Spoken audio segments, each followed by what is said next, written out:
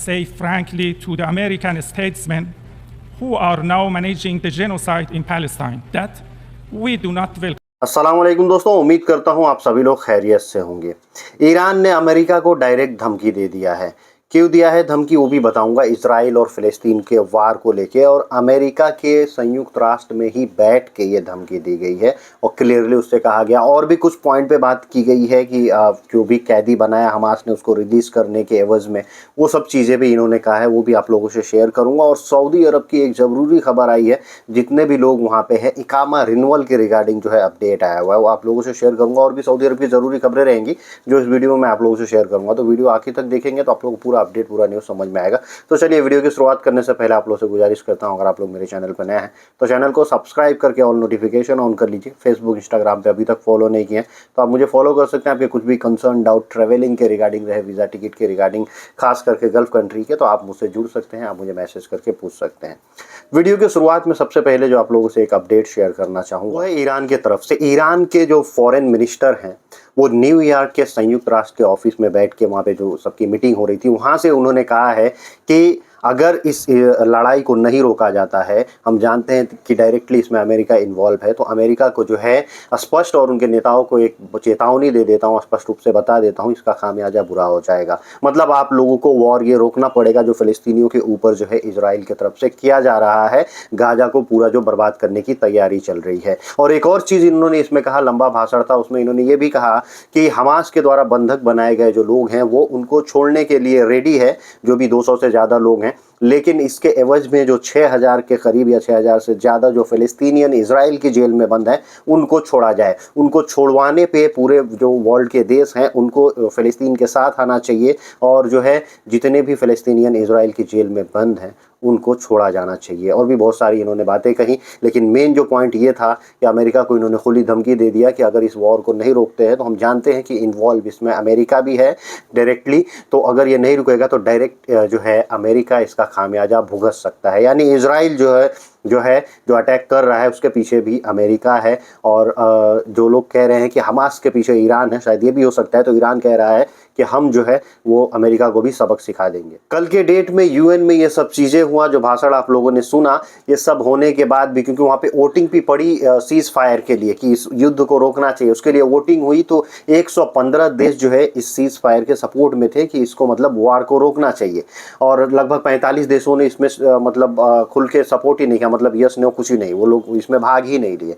और कुछ जो है मात्र कुछ देशों ने जो है वो इजराइल का साथ दिया कि जो है ये वार हो रहा है तो होने दिया जाए, लेकिन सीज फायर के पक्ष में 115 देश थे। फिर भी जो है इजराइल नहीं मान रहा है, और कल ही रात में इतनी खतरनाक बम्बिंग किया है कि 7 अक्टूबर से लेकर अभी तक ये सबसे बड़ी बमबारी बताई जा रही है जो कि गाजा पट्टी पे किया गया है। चारों तरफ बमबारी हुई पूरे रात में, और इससे जो है वहाँ की टेलीफोनिक जो टेलीफोन वगैरह है, लैंडलाइन, वो भी बाधित हो गया, इंटरनेट भी बंद है वहाँ पे, और इलेक्ट्रिसिटी भी चालू नहीं है। यानी लगभग 2 मिलियन से ज़्यादा लोग जो है पूरे वर्ल्ड से अब नहीं जुड़ पा रहे हैं, जुड़ने में मुश्किल हो रहा है, वहाँ की अपडेट दुनिया तक पहुँचाने में पत्रकारों को भी मुश्किल हो रहा है।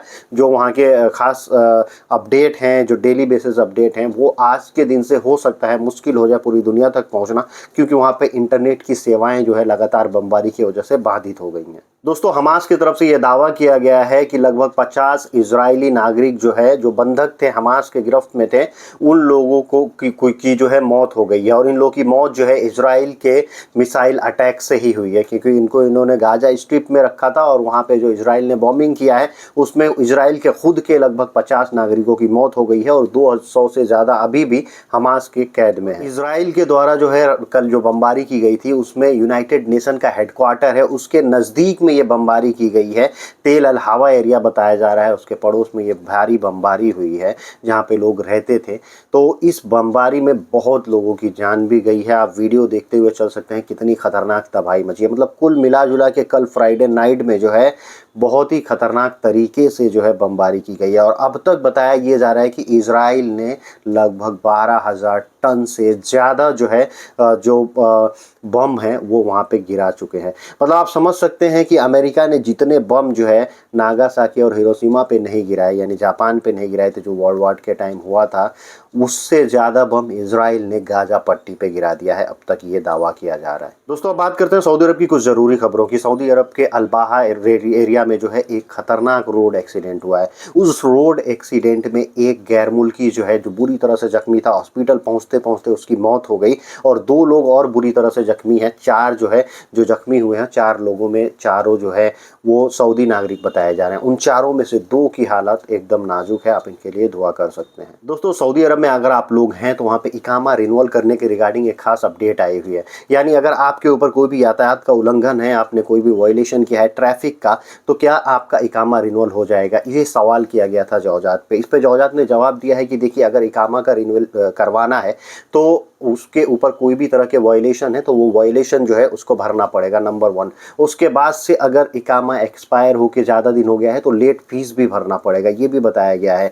और भी कई सारी चीज़ें बताई गई हैं, लेकिन इसके अलावा एक चीज़ और बताया गया है कि अगर इकामा रिन्यूअल करवाना है तो आपका पासपोर्ट भी वैलिड होना चाहिए। यानी पासपोर्ट अगर आपका वैलिड नहीं है, इकामा रिन्यूअल नहीं होगा। मोटा मोटी ये जान के चलिए, अगर आपके ऊपर किसी भी तरह का वायलेशन है सऊदी अरब में, यानी फ़ाइन लगा हुआ है, जुर्माना लगा हुआ है, जब आप इकामा रिन्यूअल कराने जाएंगे तो वो जुर्माना आपको भरना पड़ेगा। नहीं भरेंगे तो इकामा जो है रिन्यूअल नहीं होगा। सऊदी अरब में कल के डेट में खतरनाक जो है चेकिंग चलाई गई। मक्का के रीजन में, फिर उसके बाद रियाद में, अलगसीम में, हायल में, अलजौफ में, इन सब जगहों पे जो है भारी चेकिंग हुई और यहाँ से नारकोटिक डिपार्टमेंट वालों ने बहुत सारे लोगों को गिरफ्तार किया, जिसमें गिरफ्तार करने वाले जो गिरफ्तार हुए हैं उसमें सीरियन नागरिक भी हैं, नेपाली नागरिक भी हैं, सऊदी सिटीजन भी हैं और इनके पास से 3.8 मिलियन टैबलेट जो नारकोटिक पिल्स होते हैं, ये सब चीज़ें इनके पास से जो है पकड़ी गई है। यानी अभी समझिए जो 3-4 महीने से जो ये चेकिंग चल रहा है, जो अभियान चल रहा है, जो ये वॉर चल रहा है ड्रग्स को लेकर के सऊदी अरब में, वो अभी भी जारी है और गैर मुल्की हो या सऊदी नागरिक हो भारी तादाद में पकड़े जा रहे हैं। आप सोच सकते हैं कि वहाँ पे कितना ज़्यादा खेप जो है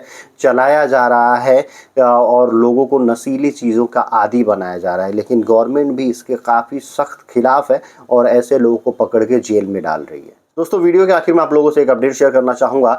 जो एक फायरिंग हुई थी अमेरिका में, अमेरिका के एक शहर में एक बंदे ने ओपन फायरिंग किया था, 22 लोगों की मौत हुई थी और 50 लोग जो है घायल हो गए थे। वो आदमी पकड़ा नहीं गया था, गायब था और लोग, वहाँ की पुलिस ने लोकल लोगों को ये किया था कि भाई आप अपने घर से मत निकलिए, क्योंकि गनमैन जो है अभी भी कहीं भी जाके किसी पे फायरिंग कर सकता है, अभी भी हमारे वो गिरफ्त से बाहर है। लेकिन 2 दिन बाद उसकी डेड बॉडी मिली है। उसने खुद की गोली से ही, शायद वो घायल था, अपने आप को खुद उसने शूट किया होगा शायद, तो वो घायल था और घायल अवस्था में उसकी मौत हो गई है और वो 2 दिन बाद उसकी बॉडी मिल गई है। तो अब वहाँ के लोग जो हैं उनको घबराने की ज़रूरत नहीं है। लेकिन ये ख़तरनाक चीज़ें जो हैं वेस्टर्न कंट्रीज़ में होती रहती हैं कि कोई एक अचानक से गनमैन आता है और लोगों को भून डालता है, लोगों को मौत के घाट उतार देता है। ये चीज़ें वहाँ पे आम बात है, आए दिन सुनने को मिलती है। आज की वीडियो करता हूँ यही समाप्त, मिलते हैं ऐसे कुछ अगली वीडियो में। Thank you guys, thank you for watching.